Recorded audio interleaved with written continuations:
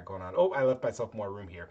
So let's just, I'm going to expand on that just really quick because I thought I was out of room, but it turns out I have a whole other slide here. So let's just make sure that that's established. Okay, second derivative in this function in x, dx squared. Okay. And that was plus 1 over y of y partial squared for the y term. And then now this equals, of course, negative 2m ex plus ey over h bar squared, which of course I can write as negative 2m ex over h bar squared plus negative 2m ey over h bar squared. And yes, so if I just ignore, if I take away the y value, okay, then I effectively get 1 over x of x. And I'm able to ignore these values again through the virtue of properties of these partial derivatives, that the dimensions that I've separated them. Okay? And so now that's just negative 2me x over h bar squared. And this actually, it's hard to see it. I know it's hard to recognize this. But now if I go back and rearrange this algebraically, let's just put it back together in the form that we all know and love. It's going to go as negative h bar squared over 2m. And so what I'm doing is I'm going to switch these two constants around, and you'll see in a second. I hope you'll see at least. Okay, dx squared. And now that equals ex just times the x and x. So again, all I did here was algebraic manipulation. And the result is it's just the same wave function we established for the one-dimensional situation. And then similarly, the same thing would manifest in the y dimension. dy squared equals ey y of y. And we've already solved this. I'll just back up to the very beginning, the particle in the box situation here. Right, we already solved this thing. Here it is, negative h bar squared over 2m, second derivative in psi. Okay? And not only did we already solve this thing, but we solved it for the boundary conditions, and we also normalized it. Okay, let's see. Here is our normalization, right? Root 2 over L. So what's pretty cool about this separation of variables problem and this divide and conquer is we've already solved and normalized these. So we can just use those solutions. So in other words, x of x is root 2 over, and I'll say Lx, because that's my dimension in x. And that's going to be sine of quantum number in sub x pi x divided by Lx. Okay. Our solution for the y component will be the same, except for it'll be root 2 L of y times sine n of y pi times y over Ly. Okay?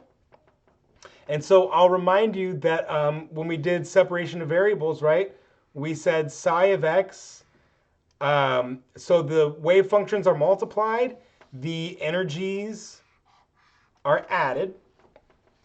So now my psi of xy is just these two wave functions multiplied by each other. Okay? And so that equals the following. So the root 2 cancels, and then you just have 2 square root Lx Ly. And then there's the sine nx pi x all over Lx. Also times another sine, but this time it's ny pi y ly. So these two quantum numbers, nx and ny, they're quantum numbers, are the same principal quantum number, but we're just establishing that we can change them in either dimension, the x or y dimension, because we did say these are separable. All right. And then now we also know because the energy solutions are additive, so I'll say E of xy ends up going as the following. It becomes n squared over lx squared plus ny squared over ly squared, and then we get this h squared over 8m. Okay? So what does all this stuff look like? So here's that whole equation with the energy solutions. And as you can see, what I have is the problem right here in front of me. Okay.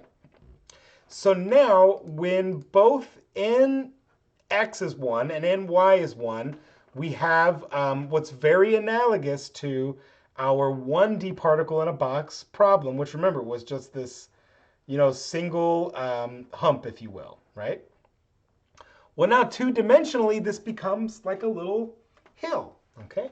So this is a contour plot, but if we wanted to look at this, at an actual somewhat, two-dimensional representation, it looks like this little hill, right? This little hump, okay? Very cool.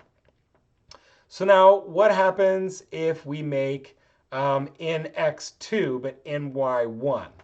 Okay, so now we get these two humps, and as it turns out, one will be positive and the other will be negative, just like a sine wave, a positive lobe and a negative lobe, which is established by this picture right here, okay? But if I change the x to 1, but now I make the y 2, it just rotates that same solution, but by 90 degrees. Oops, there it was a little slow, okay? So now that's that picture that we've got here, okay? But now what if both of them are 2?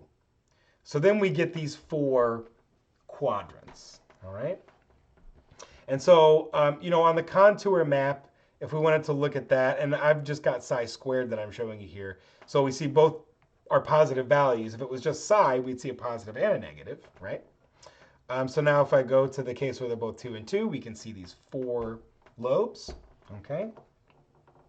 And so we're establishing, once again, kind of the same notion as the one-dimensional particle in a box, right? If I go back to the 1-in-1 case, what this is now showing is, our particle that was confined, like to this little plane on the bottom, you can see for the 1-in-1 level, the most likely place is predicted to be right in the middle of the box, okay?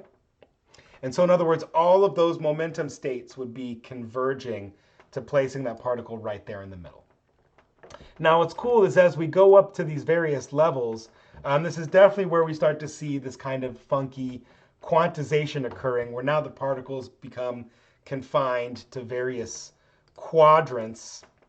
Right, if I keep going up by the square, we'll get more and more of those quadrants.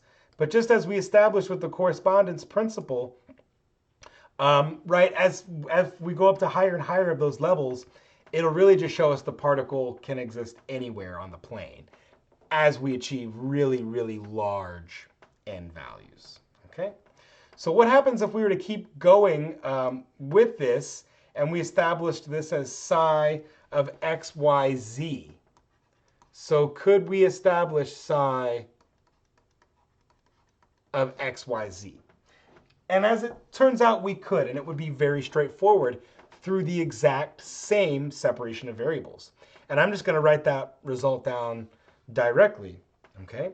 So that's going to go as the square root of 8, and the reason why it's 8 is because it's root 2, root 2, root 2, 3 of them. And now that's Lx, Ly, Lz, right? We're still going to have this sign of nx pi x over Lx. We're still going to have this sign of ny pi y Ly. But then, as you might imagine, for 3 dimensions, now we're going to get an nz pi z over LZ. And I'm not going to write down the energy solution, right, for the 3-dimension, but it'll look exactly the same as this 2-dimension, where there'll be an n squared over L squared plus ny squared over Ly squared plus nz squared over Lz squared, but still times our 0.h squared over 8m. Okay? And what I'll also say, it's at this point where we're going to quickly transition away from this XYZ scheme, because it's not so practical for us to view this 3-dimensional representation with this XYZ scheme. As it turns out, what's going to be more useful for us is to switch this over to the R theta phi. Okay? That's where we're going with this thing. All right? And so the last thing, oh my gosh, look at that. I had it already expanded into the 3 dimensions, so I didn't have to write that crappy equation that I just did. So there that is.